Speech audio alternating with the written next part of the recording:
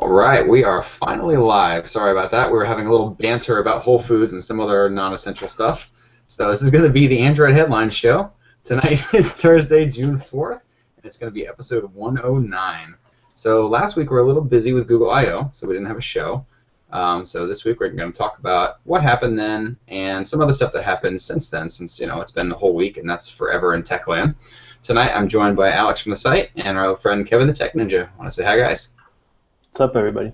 Hello. So Kevin, should I let you introduce yourself now, or should we wait till the end of the show and you get disconnected again? Yeah, well, my connection will go out by the end of the show, so get it in now while I'm here. Hey guys, I'm Kevin. I'm Kevin the Tech Ninja. You can find me on YouTube, youtube.com/TechNinjaSpeaks. I'm a tech guy who loves Android, but I'm not a fanboy.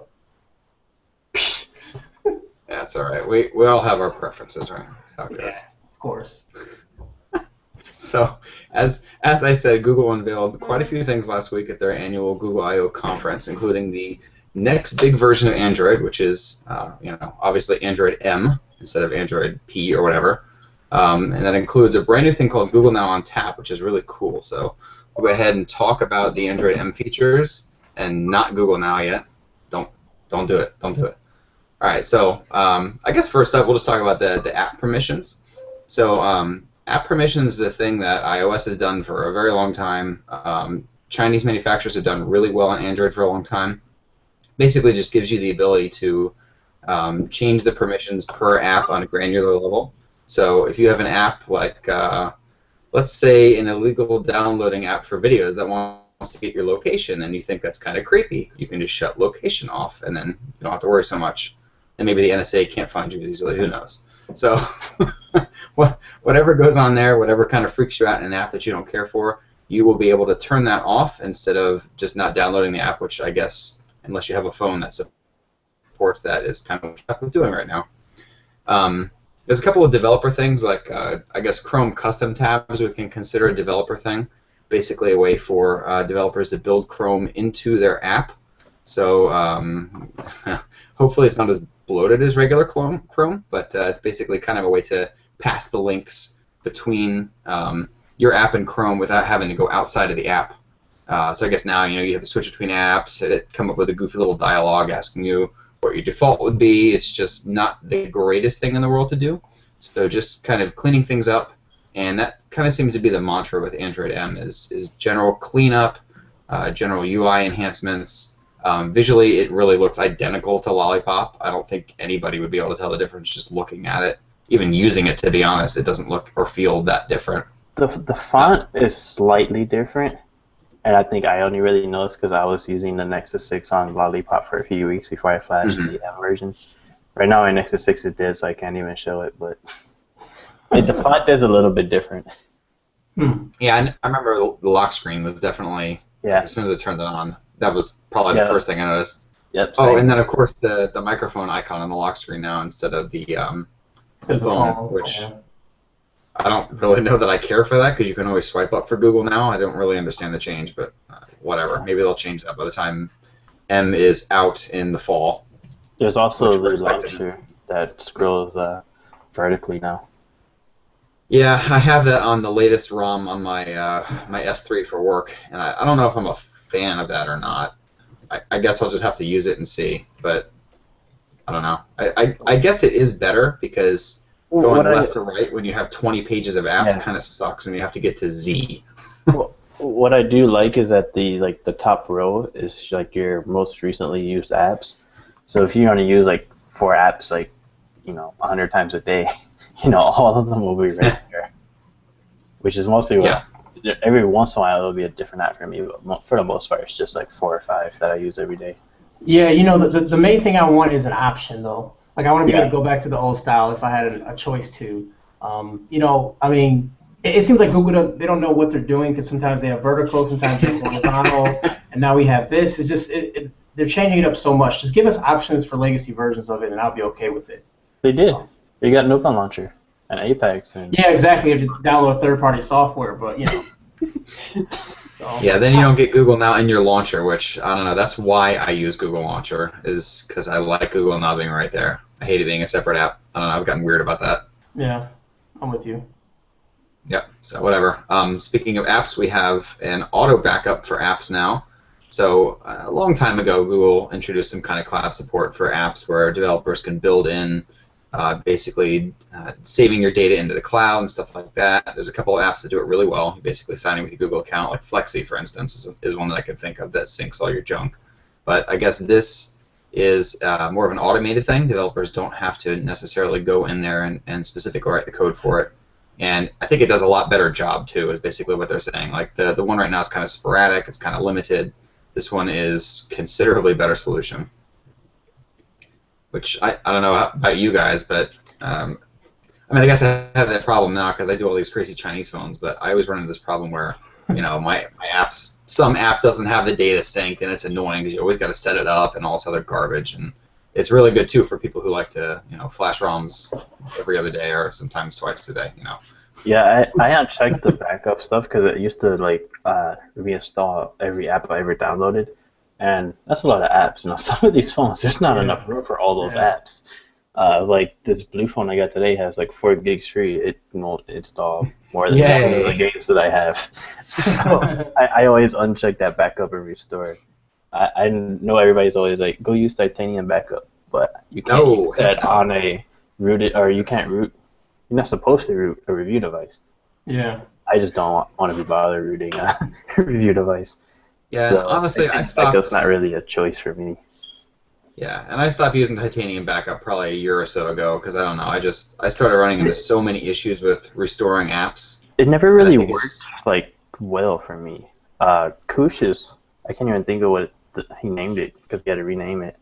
But that one, because it was Carbon at first, then he had to rename it to something else. That's right. Yeah, I don't remember what it was. That one worked the best. Helium or Helio or something. Yeah, Helium. That one worked the best for me. Titanium never really worked like how I wanted it to. So I'm actually better. Yeah, I'm actually a big fan of Titanium. I use it a lot, especially when trying to debloat Samsung phones. that is definitely a place where it's useful. And the Zenfone too. Oh gosh, don't even start. So many there that you can't even disable it. Yeah. So I use Titanium backup for that, and I backup games like apps I can reinstall. I don't care about, but games I always back up because like you get so far in a game or whatever, like Monument Valley, and then you get a new phone and you don't want to start over. Like man, I'm tired of these stupid crows yelling at me every time I go up the stupid hill, or you forget how to do a puzzle. So I like to back up my games and restore them. I try to stick to games that have Google Play game service or whatever they call it. Mm-hmm. That way, it's synced to the cloud. I don't have to worry about just logging and it'll download all that stuff. Especially since most of the time when I'm playing games on my phone, I'm on a plane, so there's no Wi-Fi. So yeah. Yeah, and I guess talking about stuff that drains your battery, Android M is also supposed to help with battery drainage, particularly on standby. So they introduced a new feature called Doze, which I guess it uses the accelerometers and just kind of figures out, all right, you're not holding me, you're not moving me around, so I guess I'll just shut off a bunch of stuff. And they've basically said that, at least on the Nexus 9, it doubles standby time. Yeah, I haven't actually really been able to use it because I basically flashed the Nexus 6, went to the airport, came home, and then left it at home and went to Beijing. So I haven't really used it that much. But Tom said on his Nexus 9, it really has worked pretty well for him, but he went back to 5.1.1. Yeah, that's Doze is a really cool thing, but I was expecting better battery life because I hate to say it, but the iPad has amazing standby battery life. I mean, literally, if I go out of town, a month. Yeah, no, you're so serious too because I can literally have my iPad in my bag and forget about charging it. I mean, so and hearing that it just doubles it, I'm like, you're still nowhere near your competition. So I was really disappointed by hearing that. Hopefully, it increases the standby time on phones as well, not just tablets. So I want to see how it affects things with the radio as well, and hopefully I can get more than 13 hours on my S6. Yeah, and they also are going to be doing nice. Because they're also doing like Bluetooth 4.2 and some other stuff too that might be more related to phones. So we'll have to see what all that stuff means and. I wonder how it'll relate to like when you have it plugged or connected to like a smartwatch because it's using Bluetooth the whole time. So is it gonna disconnect when it's dozing or whatever? I don't know. I would really hope not. I know they talked about app pausing and stuff, and that kind of crap makes me really nervous. So we'll see. So let's see. Another thing is Android Pay, which is, I'm assuming, a revamped Google Wallet. They didn't necessarily go into a ton of detail about this. One thing that M does have is official fingerprint recognition support. So Android Pay will be full fingerprint recognition, just like I guess Apple Pay is. Basically, how we assumed the fingerprint thing would work in the beginning. I don't know. It seems like they have a better foothold because right off the bat there were a whole bunch of companies that announced partnerships with Google, MasterCard, and all kinds of stuff. Yeah, there's a bunch of banks and stores and stuff. I can't remember offhand. I know there was a lot, but I can't remember offhand who exactly they were. Yeah, and I'm almost thinking that Apple had to do this first just to get these people, out of their chairs and like, oh yeah, I guess maybe we can do this. Okay, fine. Yeah, well, that's what I was thinking too when Apple announced, was it just Apple Pay or whatever? Yeah. I'm like, now mobile payments are gonna take off. Finally, yeah. I hate saying that too, but it's nothing. No new technology becomes a thing until Apple does it. So. Yep. Yeah. I mean, look how long we've had NFC since what, Nexus S, maybe earlier. Yeah, and no one cares. It's still nobody really cares. Still, nobody cares. It doesn't. I mean, Apple has it, but it's just for Apple Pay, basically. Yeah, and then so when Apple starts getting Qi charging and NFC to transfer pictures, it's going to change the world. Everything's going to be the best thing ever. When Samsung put Qi charging into the S6, I started seeing a lot more emails from PR people about wireless chargers than I did before. So Samsung is like that stepping stone. Once Samsung does it, then Apple's going to do it. Yeah, true. It's just going to explode. Because after Samsung announced that, IKEA announced a bunch of furniture with wireless charging built in, which I really want. Yeah, I'm surprised you don't have it, man. I'm surprised I didn't see you at IKEA down the street. I have to get review unit first. Yeah. There you go. That's it. That sounds like a bunch of those little Qi charger things I saw at CES too. All the furniture. I was surprised that they're available already. I think they went on sale like right before I/O or right after. It's nice to see. Yeah, a lot faster than I thought it would be. And there's some stuff too. They said spring, so I figured fall. Yeah. There's a lot of stuff too to retrofit your current desk, so you can like put like a panel underneath your desk and then plug that in. So I think that's cool to make like a Qi hotspot for your desk to set your phone down when you get home, or set your phone down when you're working and it's charging at all times. I think that's amazing. Although I have 0 wireless charging devices. Oh wait, I have the Nexus 6, but everything else doesn't have Qi. Yeah, I'm right there with you. I don't ever have anything. It sucks. Well, I mean, I have the G4, but I don't have the right back for it. Yeah, and that's what's really irritating. Is there's a lot of phones that support it, but you got to get a different back, or you got to get this, you got to get that, and it's I have such a an card hassle. dock that can wirelessly charge phones, but it can't wirelessly charge any phone I put in there because none of them support it. Well, the Nexus 6, but I don't put it in there because if it falls, that's gonna hurt. Yeah, absolutely. I think the only other thing that I could think of for M that's noteworthy is they made a lot of changes for enterprise support. So iOS has like 80% of enterprise. It's ridiculous. They literally just took BlackBerry's market share in the enterprise. Yeah, it's crazy. It's like 80% for Apple, and then the rest of it's between Samsung and BlackBerry. BlackBerry has like 2% or something. Yeah, I think their entire market share is enterprise. Yep. Yeah, so Google's making some huge strides to really pick up the slack that's just been missing. A lot of the security stuff, over-the-air updates, app permissions. They even have duplex printing in there, so they really they did a lot of interesting stuff. Android at Work has been pretty popular, I'd say, this whole year. Because back at Mobile World Congress, there was a lot of Android at Work like companies that were there that were integrating with Android at Work. I got a demo from, I don't remember the name of that company, but they had Android at Work built into it, and it was really nice. Really easy to use, seamless integration with like the Nexus 9, or I think it's Nexus 7. Well, it was really nice. Well, it wasn't nice enough to remember their name though. It wasn't that nice. Well, you gotta think about how many events I I've been know, to. I know, I'm teasing, I'm teasing. But with Android at work, the thing that worries me about it that it might not catch on is because they didn't grab those BlackBerry customers. You know what I mean? Yep. Like iOS grabbed those BlackBerry customers, so it's gonna be a lot harder to grab someone from iOS to go to Android versus from BlackBerry, a dying brand, to something new. So that's the Because thing. I think they missed their opportunity already. those enterprise customers, they don't change No, OS as often, no, like no. once a generation. Yeah. Yeah, like it took Microsoft to stop supporting XP for these people to finally get off of it. We're talking like Yeah. 13 years of running the same And, OS. and I was on planes all this past week, and everybody I saw with a Windows laptop had XP. It was either a Mac Depressing. or a really thick, like this thick Windows laptop, and that's how thick it was when it was open. It's Just ridiculous. the keyboard, and it was Windows XP. I'm just like, Yep.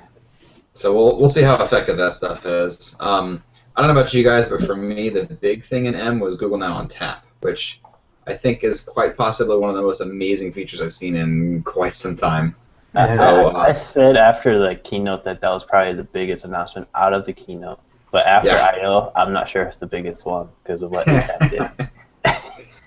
Yeah, I mean there was a lot of stuff at I/O, but I don't know. That was really the one thing that caught my eye. So basically, I guess out there, if you have not heard or seen what it is, it's Google Now that you know and love, just in sort of a different form. So let's say you're in I don't know, texting app or whatever, and somebody texts you something, says like, "Hey, meet at the movie theater," and then they give you like a reminder. I don't know. We'll just put a bunch of stuff in there. I think you can either hold down on the home button, or have you used? I've used it twice. I can't remember because I don't have a Nexus 6. My friend does.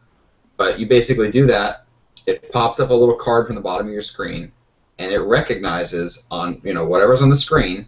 It figures out what to do with it. So if it finds, hey, there's a movie theater here, it'll give you a card for the movie theater and the location, maybe like your regular reviews that you would pull up on Google.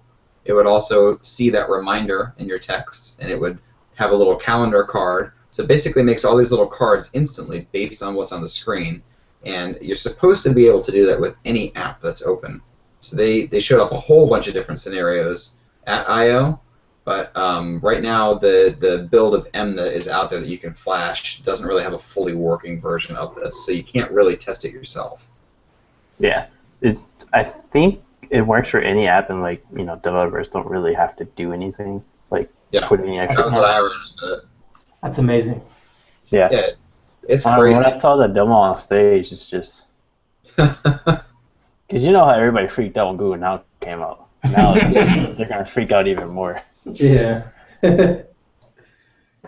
Yeah, it's nice because it's not just one of those things where you're like, oh, hey guys, check this out, and you do all these goofy little voice recognition things, and then you probably never use it on a regular day. This is actually something that is incredibly useful and keeps you from having to constantly go back between apps and copy paste here and copy paste there, and even I guess the improvements they made in copy paste in Android M are, I don't want to say they're not needed, but hopefully you won't have to use them as much. Did you guys hear the guy in the keynote when they were talking about copy and paste? This guy was like, "Finally!" Yeah. Yes. I don't know. I didn't know if the live stream picked it up. We were all laughing so hard. The thing that worried me at first when they were talking about M is how they spend so much time talking about the stupid volume button, or I mean the actual volume indicator. I was like, don't tell me Android M stands for more switches for volume, because I'll be really upset. Yes. Yeah, it's more MOAR. More. Android more. Yeah, exactly. But no more desserts. Hey, Android Milky Way, man. I'm still on that Android Milky Way. I thought it was you, Kevin, right? They said Android meh. Meh. Yeah, Android meh. Yeah. Meh. Or Android LS. Yeah. That works. That's pretty much what it is. So. Yeah, it's pretty much what I expected. It's pretty much what I expected because last year was such a big update. Yeah, I mean, we can't have that update every year. Nobody would know what to do with themselves if we had L every year. And we'd have so many bugs. Yeah, as long as they work on making things more consistent, they squash some of these bugs that have popped up. That's what I'm concerned about, because that's the stuff that pisses people off. That's the stuff that really breaks your day-to-day experience. New Yep. features are nice, but when you're overwhelmed with new features, we all know how that is. Everybody had an S4. You just don't always want that. Yeah. And the S5. And the S5, and let's keep going, right? Yeah, it feels like we're always waiting for the next version of Android because there's always some bug that supposedly the next version of Android fixes. So Like when I forgot December and was it 4.2 they forgot December. That was the and best. the calendar and the calendar picker. Well, that was 2012, so everybody's worried about December 21st, 2012. So they just left out December. I almost wonder if that was a joke, since That's what I wondered too. so much. Because That was so they added it coincidental. in after December 21st. I think that's when it got added in. That's so bad because a lot of people are stuck with the version of Android they have when they get the phone, so they have a screwed up calendar forever. I don't know if anything came out with just 4.2. I think it was on like 4.22. Oh, okay. Well, good then. Unless you had like the Nexus 4, which launched on 4.2, obviously. Yeah. But you Yeah, you would get the update anyway. Yeah, I don't think many people were affected. So, Yeah. we have a ton of other Android M stuff on the site. We can't go over everything tonight, but I think that was pretty much all the big stuff. There's just a whole bunch of other little stuff to do. They had a whole cute little change log they made in the form of an M and had all nice little words in there and stuff. So there's certainly plenty to it. What did you guys think about ATAP's announcements? I don't know anything about it. Really. Well, the one that a lot of people were pretty interested in is they're able to build like sensors into fabric. So there's like a little rigid area of like the fabric where you can swipe left or right to like change the music or turn on light bulbs or do stuff like that. And they partnered with Levi's to put that into. That's right, the Levi's thing. I forgot about that. Yeah. That was one of them, and then, well, of course, the one everybody's talking about, Project R at the end, where they just basically put together the phone, powered it on, took a selfie, and walked off the stage. That's all you gotta do. That camera, man, that needs help. That camera looks like the HTC One right now. It's pretty bad. It looks worse. I know. It could also be the lighting, though, because there was a big light like right there. Yeah. So, but it's still pretty terrible. Live stage demos are probably not a good way to do quality. But you know what would have been really nice if he did that and say, you know what, I want to upgrade the camera even more, and then take that off and then put something sweet on there. That would have. Put this camera on with the color spectrum sensor, the laser. He just wants to show off the leather backing because he's so cool. He just wants to show it off. Hey, let me get up the other G4. So you want? I don't know where it is. That's Alex problems right there. Oh wait, that's the Zen phone. Alex problems. It looks the same from the front. It's like I have a G Stylo here. Is that close? Stylo. That phone looked really cool at Mobile World Congress. Or no, maybe I like it. I really do like it. LG is making nice stuff phone. At MWC. They look pretty cool, actually. Yeah. Yeah, it's a good cheap phone, and the stylus is not just a capacitive stylus. It wouldn't work on anything else, which I thought was interesting. So it looks just like a capacitive stylus. So I guess speaking of these other phone manufacturers, Huawei announced a bunch of U.S. availability. I guess just two. So the first one is the TalkBand B2, which is their latest fitness tracker thing. Yeah, they partnered with Jawbone for that. They announced it back in World Congress, but they're just now bringing it to the U.S. Correct. And Huawei's had problems with bringing stuff to the U.S. before, so this is even things that aren't growing pains. Yeah, exactly. So they tout over 3,000 apps support it. It's a fitness tracker, so it's another one on the market. Jawbone Up is integrated with it, which I thought was kind of cool, but I don't know. I guess I'd rather have Google Fit in there because that's what all the smartwatches use. So that's what I'm mostly using these days. Yeah. So I mean, if it's something that makes sense for you, it's $179. You can buy it on Huawei's site. We have a bunch of information on the site as well, just different places you can buy it. And then there's also the P8 Lite, that's another one that they announced. Or was it about a month or two ago? Yeah, they announced it for London, or they announced it in London for Europe, basically. The P8 and the P8 Lite, but they can't even give us the P8, just the Lite. Just the Lite. So this one is $249. That's off contract, of course. And it runs KitKat. And it runs KitKat, which... We told them. We told them when we met with them on last week. Like, yeah.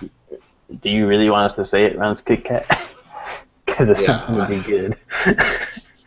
But what the hardware is the people that are going to buy that phone aren't really going to care that it's running KitKat. And I think that's completely true. Because it's not going to be people like us that are going to be buying that. You know, it's going to be probably like our parents or, you know, somebody getting it for their kid or something like that. They don't really care if it's KitKat. They probably won't even notice because it's got Huawei skin on there. Exactly. It's Emotion UI 3.1, which is their newest update. It's got a whole bunch of other stuff that they add on top of Android. You know how manufacturer skins work. So it doesn't even really look like KitKat. It's definitely its own thing. I don't know. Yeah. If you want to check it out, the hardware is pretty nice. You just got to deal with KitKat. So. Yeah, their KitKat, or you know, the Emotion UI 3, I think it's 3.x actually, because 3.0 had it. They have a lot of like lollipop features in there. Like, well, the buttons, the on-screen buttons are the same as Lollipop. There's some other stuff in there as well because it came out before it was known as Lollipop. Yep. Mate 7. There was a lot of Lollipop stuff on there. I was really liking it. Yeah. And then the last one that you just got back from is the Meizu event where they did the M2 Note. You had that with you, right? Yeah. It's glossy, so it gets dirty really quick. But yeah, this is the white version. It's 799 RMB, which is about 128 US dollars. So it's 5.5 inch full HD display. I think it's IPS. I'm not 100% on that. It's the IGZO thing, IGZO. Oh, okay, yeah, sharp. Yep. Octa-core MediaTek processor. I can't remember exactly which one it is though. The 6753. I wrote it down. Yeah, that one. which is one step newer than what was in the M1 Note from a couple months ago. It's got a 13 megapixel camera in the back. Yep. Which actually takes some pretty good pictures. I don't know if you saw the one I showed you earlier, Nick, in that hangout. But I took some low light pictures before we left Beijing, and man, it took some really nice low light pictures. Yes, I saw it was nice. When you think about it at 128, I mean that's Moto E price. Yep. And I think Moto E is probably under 100 now, depending on where you get it from. I think it has 2 gigs of RAM. I'm not quite sure. Yeah, 2 gigs, and then it's got dual SIM as well, and it's not KitKat. Yeah, it's 5.1, not just 5.0. Oh wow, that's not bad. Especially for coming out of China. And for $130. Because they can't get to Google without VPN. Yeah, that's is what it is. Maybe that'll be lifted soon enough if those rumors of the Play Store and all that stuff coming out of China are true, right? Probably can't see it, but it's 5.1. I guess that's 5.0.0 because it's 5.1.1. There's FlymeOS 4.5. Nice. Yeah, for a minute we kind of got worried because at the event they do English translation for us that don't speak Mandarin. And they were saying the M1 Note 2, and we're like, no, that can't be the name. That's just too bad. Please no. So after that, they're like, no, it's the M2 Note. We're like, good. Please don't call it the M1 Note 2. It's too much, man. This phone actually solved one of my annoyances with Meizu phones. Nick probably knows all about this. You know how they have that bar at the bottom for the back button? Yep. Now you can swipe across on the home button to go back. So it's basically a trackpad. Beautiful. They brought back the trackpad, basically. That's pretty cool. That works. They call it M-Back. Well, they have I think it's M-Pay or M-Wallet that they did with the M4 Pro. So everything is just M, like Samsung does S everything. Yeah, it's their thing, whatever. Yeah. I don't care. Generally, I like Meizu a lot. Their stuff is really fast. It's generally pretty light. The skin's not ugly. The skin's not bad at all. I mean, there's no bloatware on here at all. I mean, maybe the Painter and the Memo app, but Other than Yeah, that, it's not really any bloatware at all. the stuff that's on there I thought was pretty useful normally. Yeah. It's not like crazy, I don't know, carrier garbage that you wouldn't touch. Yeah. Yep. Yeah. So But I don't know. found that with a lot of the Chinese phones, even with the Xiaomi stuff. But you probably know better about that stuff than me. Yeah, they don't use it. I mean, because they don't have the carriers over there, so there's not really any reason for them to put all that crap on there. They have their own little app store and their own little thing, and that's pretty much all you find on there. Occasionally, you'll get some Baidu stuff. It's funny when you open up like the App Store or the App Center they have. It'll come up pop that says only Chinese content is available now. More languages will be coming soon. Yeah, they've said that forever. Yeah. I showed that to them, and I'm like, this always makes me laugh. And you're like, yeah, it makes us laugh too. I'm like, it shouldn't make you laugh. You should be fixing that. Exactly. You know what else is irritating with those is they always put antiviruses and battery this and that and the other thing on there too, and those freaking irritate me so much. That's like this thing, the G Stylo, right? It comes with Lookout and some other crap on there. Get rid of this garbage. Everything comes with Lookout. Every carrier device. So annoying. Man, I hate it because first thing I do on any phone is disable that thing. Yeah, absolutely. Mm-hmm. Every carrier phone I ever get. Lie about Android. It's so irritating. Mm-hmm. I don't even know why Lookout exists. I think it's the G4. I think it has Lookout and McAfee. Honestly, it exists because they can make money off of it, and people are suckers. Yeah, that's it. Mm-hmm. I think it's the G4 that has McAfee. Maybe it's the G3. I'm not surprised. But I know there was some phone that had both Lookout and McAfee. One of them had those two and Norton. It's like, Norton existed. I heard you like your processors on all cores. Go. It's not in there because I only have Lookout and Gmail disabled. Beautiful. Gmail's disabled because I use Inbox. So. Yep, same. I do the same thing. Yep. Although it doesn't have signatures, and I didn't realize that. Yeah. So now it doesn't look all that professional when I'm like emailing PR reps. Yeah, that kind of sucks because I have to go back to Gmail when I want to send an email with my signature, or I put my signature on a clipboard on my clipboard manager and I paste it. But yeah, I always forget. It seems very simple. It seems very simple though. Add a signature. They say it's coming soon, but should have been here then. We don't know what that means. That's such a basic thing. It's funny. I don't ever send work emails from my phone, so. Yeah, well, I use Inbox on the web. I use the Inbox on the web too. Yeah, me too. Every once in a while, I'll send work emails from my phone, but I'd rather do it from the web because, Swifty likes to change words around. Flexi for the win. I mean, every keyboard does it. Even Meizu's keyboard. Meizu's keyboard couldn't even spell Meizu correctly. It changed it to Meizu. What the heck? That's great. It's like, it's your own keyboard. It's not like a Swift key or something.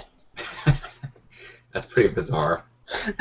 Jeez, man. All right, well, I don't know about you guys, but that's about all I got for the night.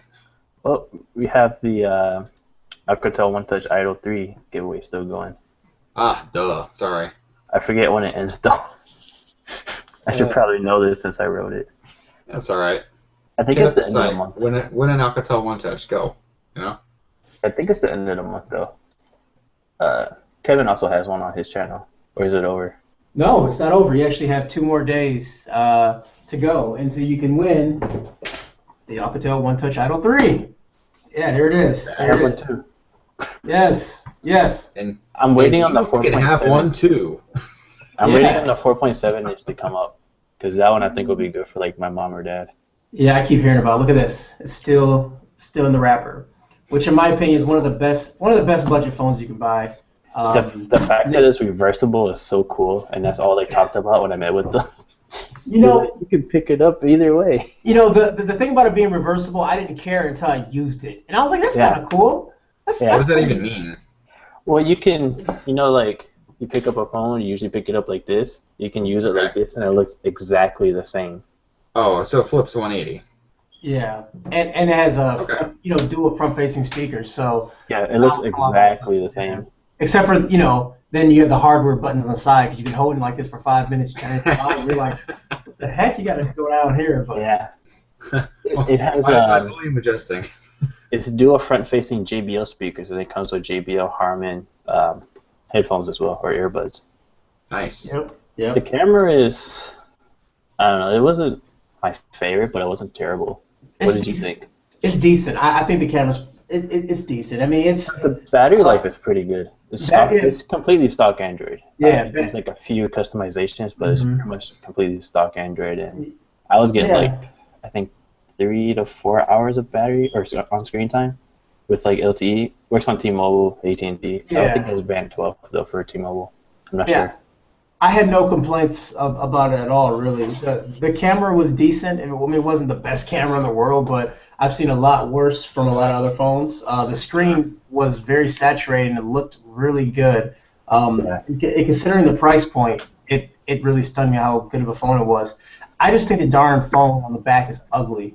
I really hate how the back of the phone looks. The back isn't my favorite part either. Yeah, but beyond that, it's a rock solid phone. I recommend it to anyone who's in the market for a phone around $250 to $350. And it doesn't overheat. Nope. It's got the Snapdragon 615 in there. Yep. 615. I did notice a little slowness, like when I have a lot of apps open. Yeah. You clear them away and you're good. At 250, I mean, it's hard to beat that. Nope. Yeah, and I've noticed that about the 615 too. I don't know if that's just an issue with the 615 I think or what. it might be. I need to talk to John because he has the P8 Lite and that one has the 615 as well. Yeah, and that was in the I just did the Nubia Z9 Mini and I had the 615 in it as well, and it was the same thing. It was like, why the heck is this stuttery? This is a friggin' octa-core 615. This is bizarre. And it was even 64-bit lollipop too. I was expecting something different. The ZT Nubia Z9 is actually coming to the US in Q3, I think it is. So ZT is doing what Huawei's doing, basically just selling it direct to customers. I don't remember what the price is though. But I was surprised that one was coming to the US. I thought it was a hoax. Yeah, hey, if they can get LTE and stuff over here, I'm all for it. That's the biggest problem with these other cheaper Chinese phones is they're always just 3G. You never get LTE. Yeah, we asked Huawei about why they didn't bring high silicon over with the P8 Lite. Basically, it's because of LTE. You know. Yeah. Snapdragon. It already has the it's already been approved for T-Mobile and AT&T. High silicon hasn't, so it's just easier and cheaper to put in a Snapdragon 615. And their R&D factory is like across the street from Qualcomm in San Diego, so that also helps. That works. Yeah. So. Yep. You that's guys everything good? I've got. Sweet. All right, cool. Well, that should pretty much wrap it up for the night. I hope everybody enjoyed the show. As always, you can check us out Instagram and Twitter. It's Android Headline without the S. Google+, Facebook, and Pinterest is regular Android Headlines with the S. Go ahead and check out Kevin on YouTube. I'll let you, talk about your channel again. Yeah, it's a mediocre channel with mediocre content, but you don't watch for the content, you watch for me. So right. Yeah, youtube.com/TechNinjaSpeaks. Twitter, Instagram, same thing, Tech Ninja Speaks with an S. Periscope too. Oh, Periscope. I'm the king of Periscope crashes. So follow me on Periscope too. Every time he does a Periscope, it crashes. So be prepared. I guarantee you have a Periscope crash. You follow me on Periscope. And you should Periscope with your face because we forgot to talk about pay with your face, but whatever. Oh yeah, pay with your face. Yeah, that's my favorite thing. That's another thing for another time. So have a great night, everybody. See you guys. See you guys. Later.